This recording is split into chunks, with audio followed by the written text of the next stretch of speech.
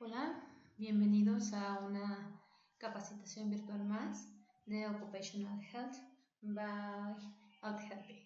Bueno, el día de hoy veremos un tema muy importante ante la consulta desde privada, consulta general, consulta empresarial de todo tipo como servidor en salud. Siempre llegan los pacientes con cefaleas. Entonces vamos a hacer un recordatorio de algunas, dado la vasta información de este tema. Entonces platicaremos de las más importantes. Antes de comenzar con los subtipos, iniciaremos con una definición básica. ¿Cuál es esta? Bueno, cefalea. Cualquier proceso doloroso que afecte el segmento cefálico. Desde las guías de atención médica, las que nos rigen mexicanas, pues nos habla que incluye desde la bóveda craneal hasta la región cervical, todo, absolutamente. ¿Cuántos tipos hay? Diversos. Hablaremos de distintas clasificaciones, sin embargo nos centraremos desde lo básico, que es una primaria, secundaria, primaria, pues descartando patologías causales y secundaria, dado un evento patológico. Algunos datos que tenemos que tener en cuenta es que alrededor del 2.2% a nivel nacional acuden los pacientes con cefalea a una instancia de urgencias hospitalarias. De estos, el 14% de estos pacientes se les realizan estudios de imagen y aquí podríamos generar un signo de interrogación enorme porque diríamos, ¿quiénes son ellos? ¿Quiénes son los que necesitan un estudio de imagen? ¿De acuerdo? De todo este porcentaje, el 5.5%, el diagnóstico es secundario a una patología, por lo tanto sería una cefalea secundaria. Entonces, estos datos nos arrojan a tener siempre un semáforo de alerta ante las patologías causantes o bien de índice primaria. Otra más clasificación, como les decíamos, pues de acuerdo a aguda y crónica, pero con signos neurológicos o sin signos neurológicos, además de un segmento extra que serían las neuralgias craneales, es decir, todas aquellas que afectan la región craneofacial. Entonces, en la imagen de abajo pueden ver la clasificación aguda y crónica con o sin signos neurológicos. Dentro de la clasificación de cefaleas primarias, que es a las que nos enfocaremos el día de hoy, hablaremos sobre migraña, sobre la cefalea tensional y la cefalea en racimos, dado el grado de importancia, podemos decir.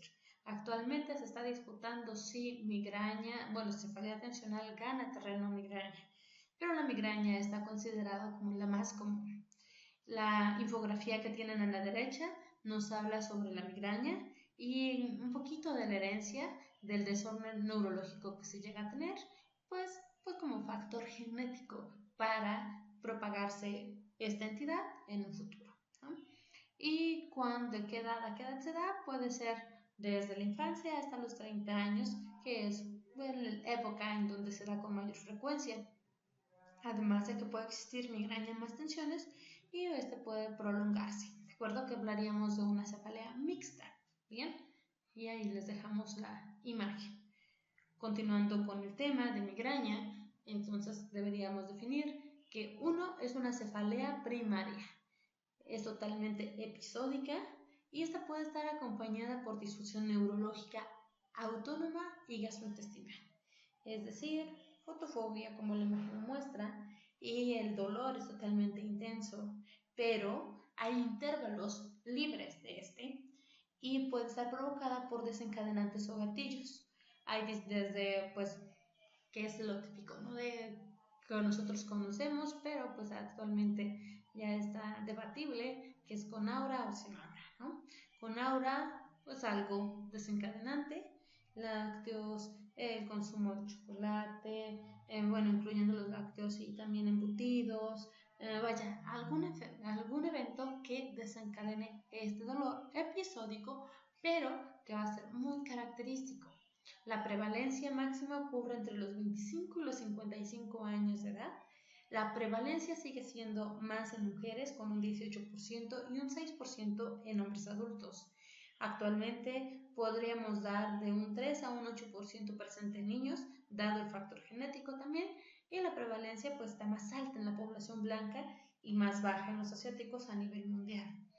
¿Y qué surge o cómo es esta migraña? Bueno, número 1, tendremos un inicio cortical o en el tallo cerebral, que este inicio, esta descarga, esta energía que se va a estar produciendo ahí, me va a generar una inflamación meningia, por lo tanto neurogénica, y una vasodilatación. Y la vasodilatación pues que tiene que ver con el dolor totalmente. Se van a activar las vías nociceptivas a través del ganglio trigeminal hacia el núcleo caudal, y ello va a generar un ascenso hacia el tálamo y por lo tanto la corteza cerebral, produciendo la migraña.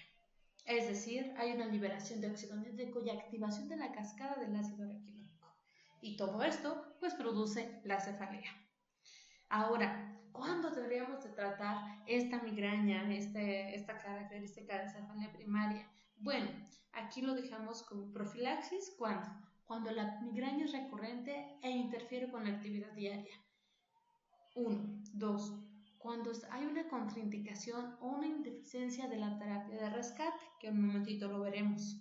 Cuando las cefaleas o las migrañas son muy frecuentes, es decir, tenemos más de 2 episodios a la semana, cuando existe un abuso de medicamentos de rescate y estos no funcionan, y también muy actual es la preferencia del paciente, pero ante todo es la atención de su médico.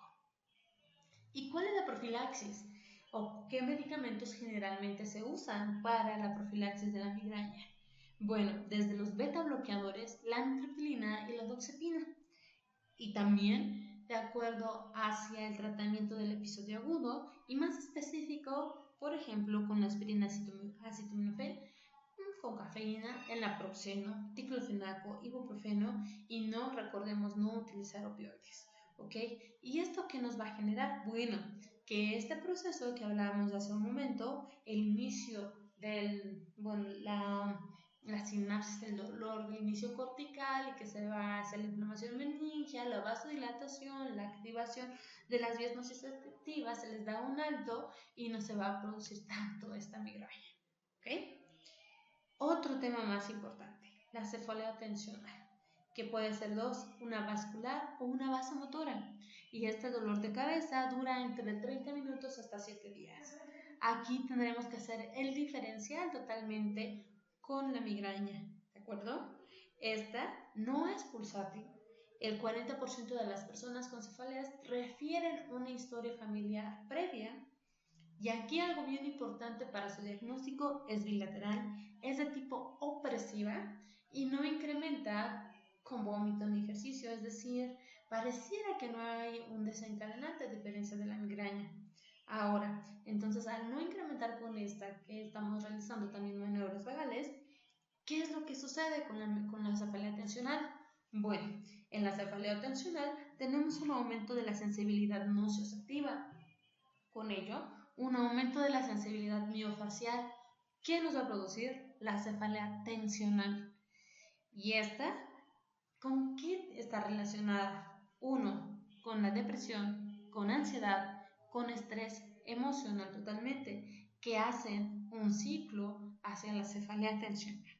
Por lo tanto, he aquí las diferencias, y se va a ir involucrado también con contracturas musculares, a jornadas laborales extras o un trabajo extenuante, actividad física con cierto descuido y que pueda estar produciendo una cefalea tensional, carga familiar, mujeres también está bien importante que estas puedan tener ante eventos sobre todo gestacionales, también puede estar la cefalea tensional, y ante pacientes gestantes tener muchísimo cuidado porque, tenemos que estar revisando como hace unas capacitaciones lo vimos, pues que no sea un embarazo de alto riesgo, es decir, descartar en este caso una preeclampsia. Bien, por lo tanto, cefalea tensional, recordamos una vez más, tenemos un aumento de la sensibilidad nociceptiva que me va a generar un aumento de la sensibilidad miofacial, y esta a su vez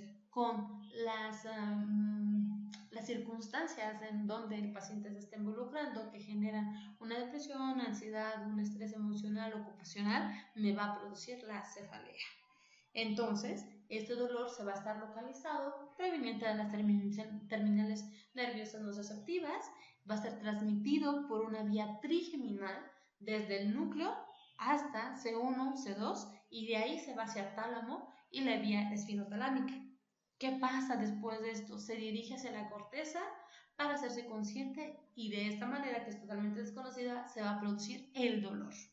Ahora, como cefalea tensional tenemos dos tipos. Uno, patologías de cuello y articulaciones que están relacionadas. Tipo 1 también ante una mala posición y relacionadas también con enfermedad de Parkinson. Y un tipo 2 que está más relacionada con ansiedad, depresión y también cierta parte de somatización. Entonces, si llega mi paciente y me refiere esta sintomatología, 1, va a ser por descarte también esto. 2, la voy a englobar hacia qué tipo es para darle un abordaje multidisciplinario en pro de la salud del paciente. Por lo tanto, cuando me llega el paciente, tengo que realizar el diagnóstico y esto como premisa podemos dejar una, que son 10 episodios de 30 minutos a 7 días de duración. Pueden ser menos, claro. ¿Por qué? Porque también todo esto, el último punto, es de los más importantes. Vamos a descartar siempre mediante una historia clínica y el examen físico ante una causa secundaria. ¿Bien? ¿Qué más puede presentar mi paciente? 1. Al menos 2 o más de los siguientes puntos. ¿Cuáles? Calidad opresiva. Esta, a diferencia de la migraña, va a ser bilateral. La intensidad va a ser de leve a moderada y no se agrava con actividad física. No hay náuseas, no hay vómitos y tampoco hay sonofobia, fotofobia. O bien, ¿por qué? Porque no pueden existir juntas, tiene que existir una, ¿bien? Generalmente. Abordando esto, pues voy a tener el diagnóstico hacia una cefalea de origen tensional, ¿bien? ¿Y qué otra cosa tengo que hacer antes de establecer el diagnóstico de esta? Número 1, realizar un diagnóstico diferencial y esto va a ser totalmente clínico. Por ejemplo, una cefalea tensional que dura de horas a semanas, a diferencia de una migraña que generalmente va de 4 hasta 72 horas, pero en la migraña tenemos una intensidad mayor que la cefalea tensional.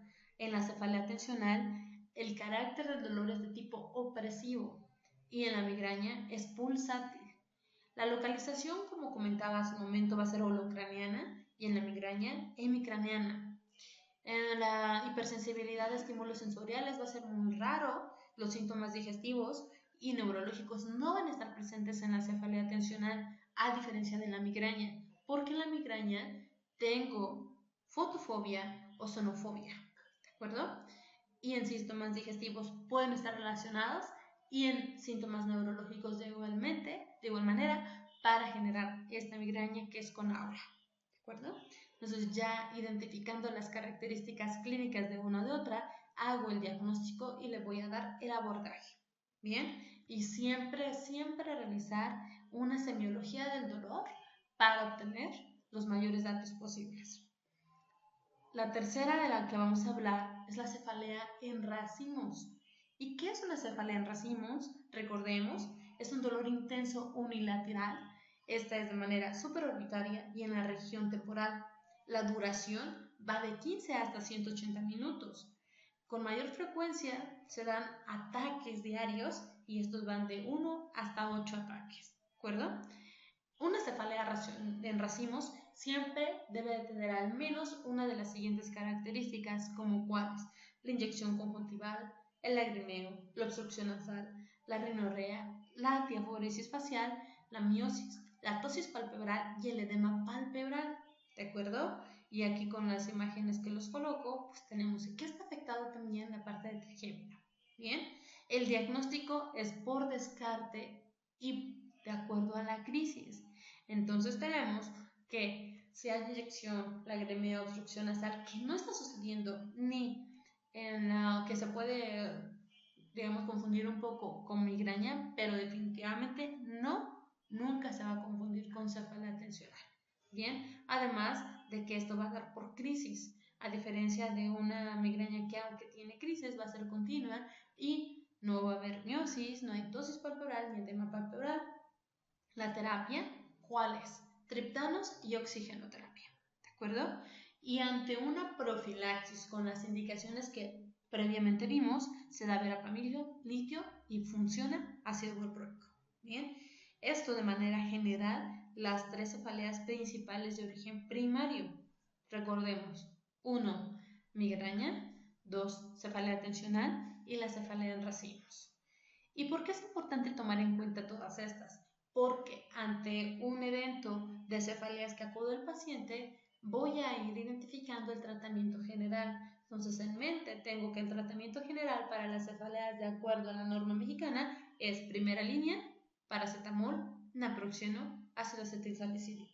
¿Qué más se puede dar? Amitriptilina. ¿A qué dosis? 25 miligramos al día. Fluoxetina también funciona de 20 a 40. La ergotamina con cafeína, en este caso para la migraña con ataque agudo. Metoprolol, un beta bloqueador, como ya habíamos comentado previamente en los ataques de migraña, además de poder dar propanolol, verapamil. Bien, y el sumatriptan. ¿Cuándo voy a dar sumatriptan? En este caso son los triptanos, en el transcurso de 1 hora y no ha funcionado este. Entonces, este es el tratamiento general ante cefaleas. Bien, ya identificando específicamente la patología, voy a dar un abordaje más detallado.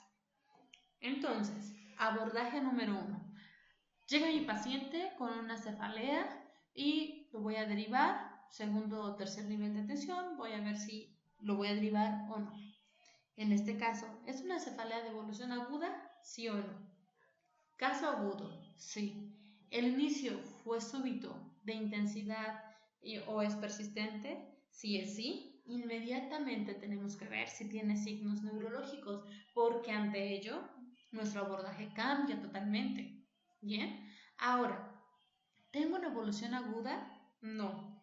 ¿Es unilateral? Tampoco es unilateral. Entonces ya es crónico y esto está muy continuo. 1. El abordaje, recordemos la historia clínica previa. Sospecho siempre de lo más simple. Una cefalea tensional. En este caso, digo no, el paciente ya tiene otras características. Puedo sospechar de un tumor de lento crecimiento, además de otras cefaleas primarias, cuales ya las mencionamos. Bien, ahora, esta ya es crónica, pero cambia de lado, entonces significa que me voy a hacer, va a ser hemicraneana, entonces si va a ser hemicraneana me voy a pensar más en una migraña, y si no es hemicraneana, entonces me voy más hacia una cefalea tensional, una cefalea en racimos si tiene crisis con las características que hace un momento vimos, o bien un tumor de lento crecimiento. Este mapa mental, quienes aquí los coloco, tenemos que estar en constante proceso para ir identificando y abordarlo. ¿Ok? Otra vez, cefalea primaria, edad de inicio, mayor que 60 años, cuidado, porque entonces ya voy a sospechar de otras cosas.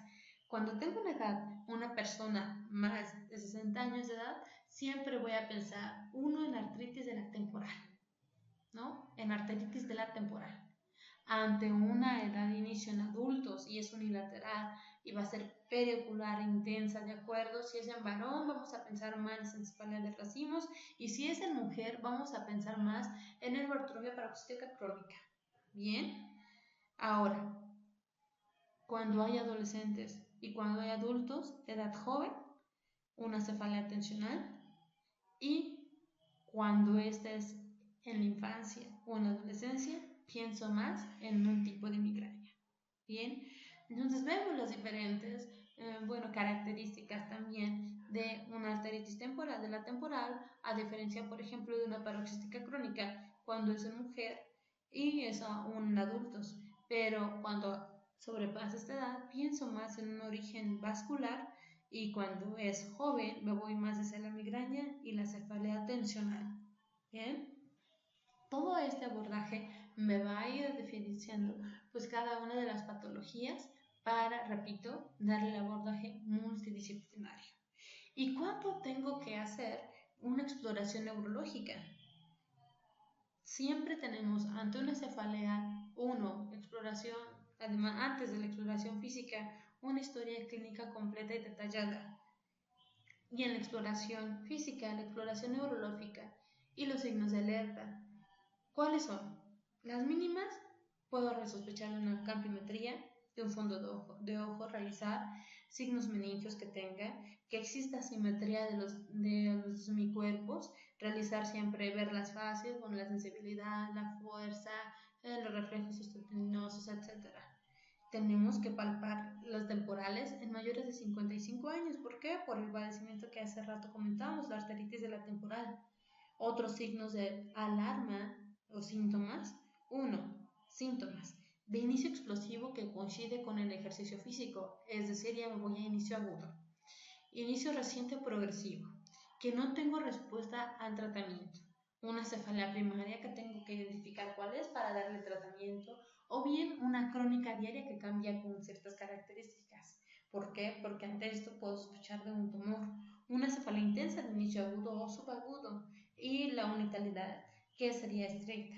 Además de una cefalea de novo, de incidencia, de inicio por encima de los 50 años, cuidado, porque ya tengo que ir sospechando de otros datos.